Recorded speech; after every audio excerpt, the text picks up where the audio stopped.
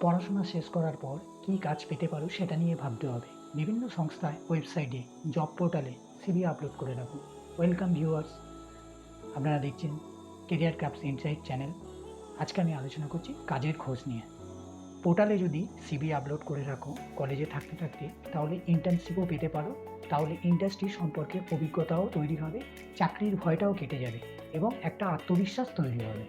ছাত্রাবস্থায় ৫,০০০ টাকা থেকে ১৫,০০০ টাকা অবধি পাওয়া যায় ইন্টার্নশিপে। সিভি আপলোড করার পর সপ্তাহে একবার অন্তত মেল আর ওই পোর্টালকে চেক করতে হবে। তাহলে কি হবে, পোর্টালটা সবসময় আপডেট থাকবে। আমি কতগুলো পোর্টালের নাম বলে দিচ্ছি, যেমন নকরি, টাইমস জব, মনস্টার, সাইন, আপনা জব, জব হ্যাঁ, এর মতো বিভিন্ন পোর্টালে সিভি আপলোড করে রাখো এখন থেকেই।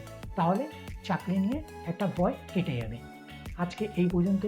আবারও ফিরে আসবো কোনো একটা ভালো ভিডিও নিয়ে, যেখানে আমি কাজের আইডিয়া বা ব্যবসার আইডিয়া দেবো। Till then, good bye.